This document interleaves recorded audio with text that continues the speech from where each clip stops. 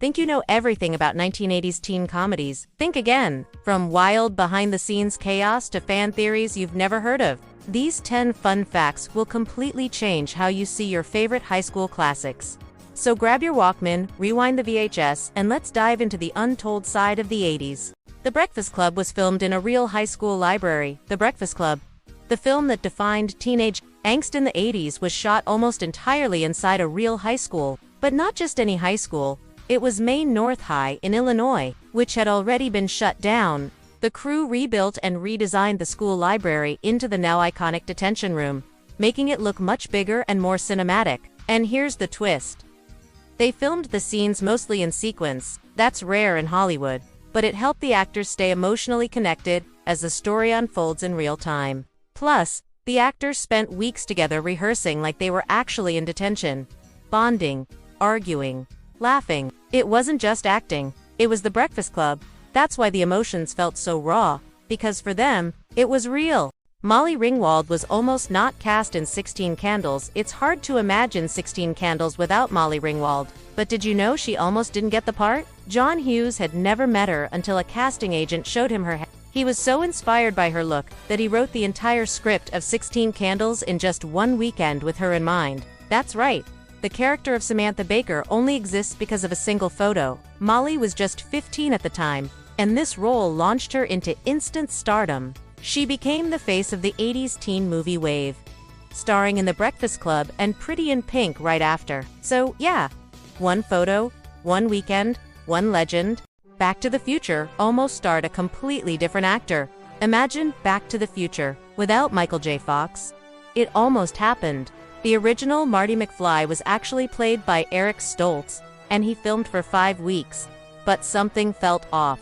Director Robert Zemeckis said Stoltz just didn't have the comedic spark the role needed. So, in a bold and expensive move, the studio scrapped everything and brought in Michael J. Fox, who had been their first choice all along. The catch? Fox was already filming Family Ties, so he worked days on the show and nights on Back to the Future. No sleep, constant coffee, and still, he nailed every scene. Thanks to that decision, we got one of the most iconic performances in film history. Great Scott, that was close. The dance scene in Footloose was inspired by real events. Did you know the rebellious dancing in Footloose wasn't just Hollywood fiction? The town's ban on dancing was actually based on real laws from small towns in Oklahoma and Utah, where public dancing was once considered immoral. Director Herbert Ross and screenwriter Dean Pitchford were inspired by a 1978 story, where students fought for their right to hold a prom in Elmore City, Oklahoma, a town that hadn't had a dance in over 90 years. It's wild to think that Footloose, with all its high-energy dance breaks, was sparked by a real battle against old-school rules. Talk about life imitating art, or is it the other way around? Bill Murray almost played the principal in Ferris Bueller. It's hard to imagine anyone but Jeffrey Jones as the uptight, frustrated Principal Rooney in Ferris Bueller's Day Off. But did you know that comedy legend, Bill Murray, was once considered for the role? Yeah, that Bill Murray, fresh off Ghostbusters and already a comedic icon, Murray would have brought a very different energy to Rooney. Instead of the stiff and obsessive principal we got, imagine a version that's more sly, sarcastic, maybe even a little charming, in his own weird way. Ultimately, the part went to Jones, and his over-the pursuit of Ferris became iconic. But just think, in an alternate universe, we might have seen Bill Murray chasing Ferris through the suburbs of Chicago. Now, that's a movie worth daydreaming about. Weird Science was based on a 1950s comic book. You probably didn't expect this one. But Weird Science, the story about two teens who create their dream woman with a computer, was actually inspired by a comic book.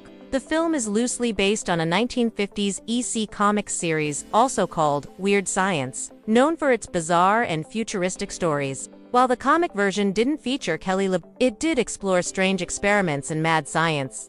The same kind of chaotic energy the film embraced. So, next time you rewatch the movie, just know, it's basically a sci-fi reboot of pulp hero weirdness.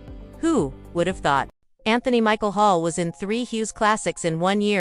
In 1985, Anthony Michael Hall wasn't just acting, he was dominating teen comedy. That year, he starred in The Breakfast Club as the lovable brain, nailed the nerd role in Weird Science, and had just come off 16 Candles the year before. His unique mix of awkward charm and comic timing made him the face of geeky cool, and basically the unofficial mascot of John Hughes' cinematic universe. At only 17, Hall proved that nerds weren't just background characters, they could lead the story.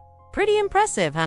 Matthew Broderick didn't actually know how to hack. In the movie War Games, Matthew Broderick plays a high school genius who accidentally hacks into a US military computer and nearly starts World War III. Pretty intense, right? But here's the fun part. In real life, Broderick had no idea how computers actually worked. He didn't even own one at the time. To prepare for his role, the production team brought in tech consultants to show him how to look like he was typing complex code. Most of what you see on screen? He's just pressing random keys with confidence. Still, the movie inspired a whole generation of future hackers, even if its star couldn't tell a modem from a microwave. It's movie magic at its finest. Real teens helped write some dialogue. Ever wonder why Fast Times at Ridgemont High feels so real? That's because it kind of was. When the writers were developing the script, they didn't rely solely on Hollywood imagination. Instead, they went straight to the source. Actual teenagers. Real high school students were asked to share their slang, jokes, and how they really talked in the halls between classes. The result? Dialogue that actually sounded like it came from teens in 1982. Not 40-year-old screenwriters in suits. That raw authenticity helped make the movie a cult classic and gave us unforgettable characters like Jeff, who felt like someone you might have actually known in school. Sometimes, the best way to write teen comedy is to let the teens write it themselves. Ferris Bueller might be a figment of Cameron's imagination. Here is a fan theory that LL blow your mind.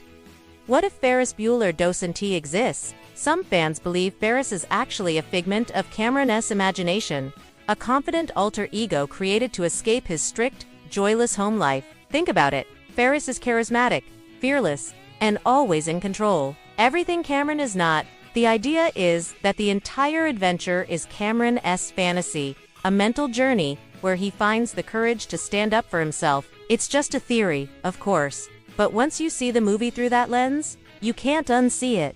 Crazy, right? If you enjoyed these throwback facts, don't forget to like the video, subscribe for more retro movie magic, and drop a comment telling us your favorite 80s teen comedy or a fact we missed. We've got tons more coming, so stay tuned.